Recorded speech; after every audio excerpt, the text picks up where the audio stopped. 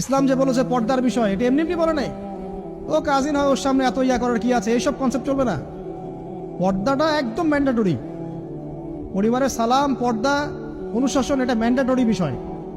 না খেয়ে মরে যান, তাও পর্দা ছাড়া যাবে না। মানে বিষয়টা এমন স্ট্রিক্টলি নিতে হবে, যদিও বা বাধ্যগত অবস্থায় আল্লাহ পাক আপনাকে ছাড় দিয়েছেন, কিন্তু আপনাকে এইভাবে শক্তভাবে ধরতে হবে। আল্লাহ পাক তৌফিক দান করুন।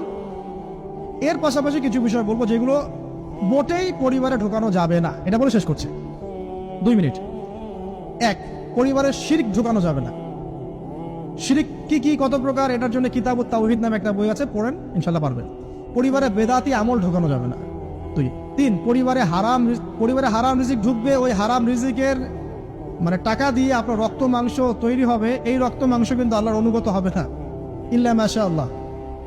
হারাম রিজিক থেকে দূরে থাকতে হবে। পরিবারের মধ্যে ক্রন্দল যেন না থাকে, এই চেষ্টাটা আপনাকে করতে হবে। বললাম তো, এটা অ্যাভয়েড করার জন্যে আপনি আল্লাহর হয়ে যান, নসিহত করেন, হাজার নসিহত করেও যদি কাজ না হয়, আপনি নিজে আসহাবুল কাহাফ হয়ে যান, তাও ভালো।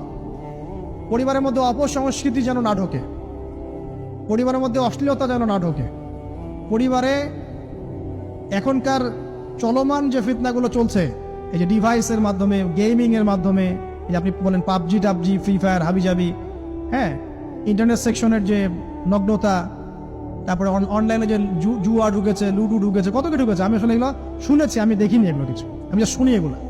তো এই যে বিষয়গুলো, সেগুলো আপনার পরিবারের নৈতিক মূল্যবোধটাকে নষ্ট করে ফেলবে। বিনোদন যদি পেতেই হয়, তাহলে বিনোদন, কায়িক বিনোদন নেন। পরিবারের সন্তানদেরকে বা আমাদের সদস্যদেরকে জিম করতে বলেন, খেলাধুলা করতে বলেন, ফুটবল খেলুক, ক্রিকেট খেলুক প্রয়োজনে। যদি গান শুনতে চান, ইসলামিক নাশিদ শোনেন, ঠিক আছে,